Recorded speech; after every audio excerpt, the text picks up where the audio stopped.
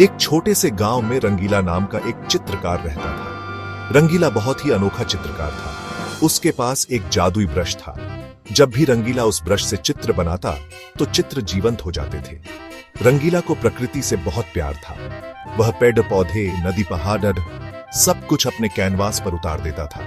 उसके चित्र इतने जीवंत होते थे कि देखने वाले दंग रह जाते। एक बार रंगीला ने एक चिड़िया का चित्र बनाया। चित्र पूरा होते ही चिड़िया फुदकती हुई उड़ा गई। रंगीला के चित्र देखकर सभी हैरान होते थे। रंगीला के गांव में इस बार एक बहुत ही खास मेला लगा था। हर तरफ रौनक थी।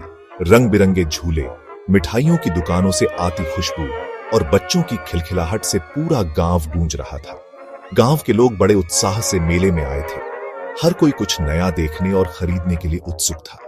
रंगीला, जो गांव का सबसे रचनात्मक लड़का था, सोचने लगा, क्यों ना मैं भी अपने बनाए चित्रों को मेले में लगाऊं। उसने पहली बार अपने चित्रों को सबके सामने लाने का फैसला किया। रंगीला ने अपने सबसे सुंदर चित्रों को चुनकर एक स्टॉल पर बड़े प्यार से सजा दिया। उसने हर चित्र को अलग अंदाज में लगाया ताकि लोग उसकी कला को अच्छे से देख सकें। धीरे धीरे मेले में रंगीला के चित्रों की चर्चा होने लगी। लोग हैरान थे कि गांव में कोई इतना अच्छा चित्रकार भी है। उसके स्टॉल के सामने भीड़ लग गई। सब लोग रंगीला के चित्रों की तारीफ कर रहे थे। कोई कहता, वाह कितना सुंदर बनाया है, तो कोई उसकी कल्पना की दाद देता। बच्चे तो खुशी से उछल रहे थे। उन्हें रंगीला के चित्रों में जानवर, पेड़ पौधे और रंग बिरंगे फूल बहुत पसंद आए। किसी ने पेड़ पर लगे फलों को तोड़ने की कोशिश की, क्योंकि चित्र इतने असली लग रहे थे कि लोग धोखा खा गए। तो कोई हिरण के बच्चे को छूना चाहता था, मानो वह सचमुच वहां बैठा हो। रंगीला ने सबको मुस्कुराते हुए समझाया, ये असली नहीं है, ये तो मेरे बनाए चित्र हैं।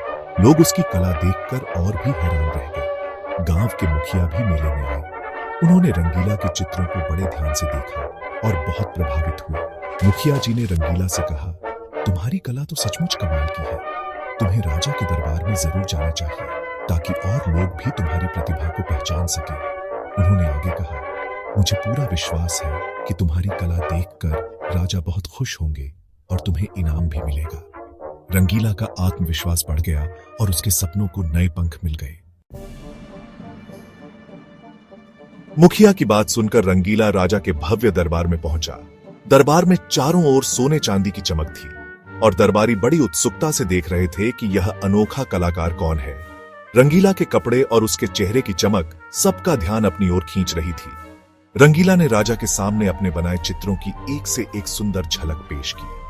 हर चित्र में उसकी कल्पना और मेहनत साफ झलक रही थी। राजा रंगीला की कला देखकर अचंभित रह गए। उन्होंने सोचा कि इतने सुंदर चित्र उन्होंने अपने जीवन में कभी नहीं देखे। राजा ने महसूस किया कि रंगीला की कला में कुछ खास बात है। हर चित्र में एक नई कहानी छुपी थी जो राजा को बहुत भा गई। राजा ने मन ही मन ठान लिया कि वह रंगीला की असली प्रतिभा की परीक्षा लेना चाहते हैं।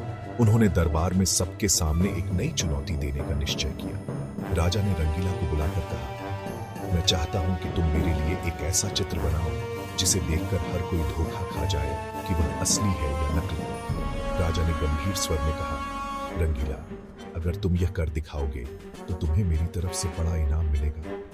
अगर तुम ऐसा चित्र बना सको तो मैं तुम्हें सोने चांदी से लाद दूंगा और तुम्हारा नाम पूरे राज्य में प्रसिद्ध कर दूंगा।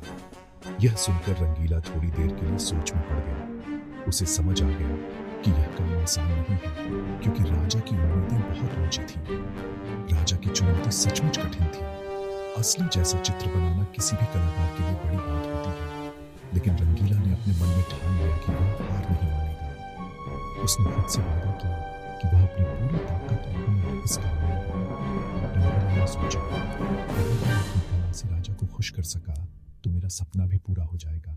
अब मुझे अपनी कल्पना और मेहनत का कमाल दिखाना है। रंगीला ने अपनी सारी कल्पना शक्ति और कला का उपयोग करके चित्र बनाना शुरू कर दिया। उसने दिन रात मेहनत की। हर ब्रश स्ट्रोक के साथ वह अपने सपनों की दुनिया को कैनवास पर उतारने की कोशिश कर रहा था। उसकी आंखों में एक अलग ही चमक थी और उसके हाथों में जादू। रंगीला को यह एहसास था कि यह चित्र सिर्फ एक साधारण चित्र नहीं, बल्कि उसकी आत्मा का प्रतिबिंब है। वह हर रंग को सोच समझकर चुनता, हर आकृति को बड़े ध्यान से बनाता। उसकी लगन और समर्पण देखकर उसके साथी कलाकार भी हैरान थे। आखिरकार कुछ दिनों बाद चित्र तैयार हो गया।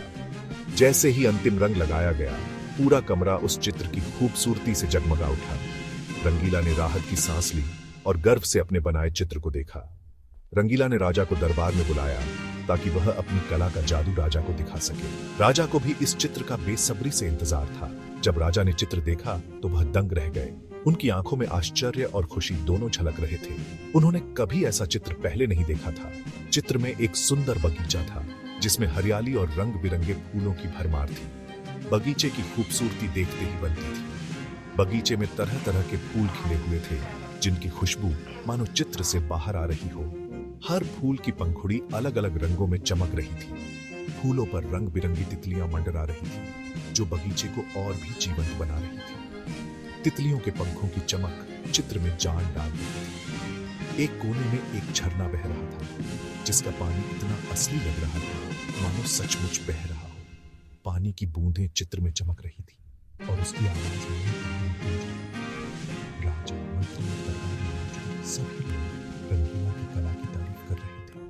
हर कोई उसकी प्रतिभा और मेहनत की सराहना कर रहा था। दरबार में तालियों की गूंज सुनाई दे रही थी। राजा ने खुश होकर रंगीला को ढेर सारा इनाम दिया। उन्होंने कहा, ऐसी कला कर रही और रंगीला को राज्य का सबसे बड़ा कलाकार घोषित किया। रंगीला की कला की चर्चा पूरे राज्य में फैल गई। लोग दूर दूर से उसकी पेंटिंग देखने आने लगे और रंगीला का नाम हर किसी की जुबान पर था।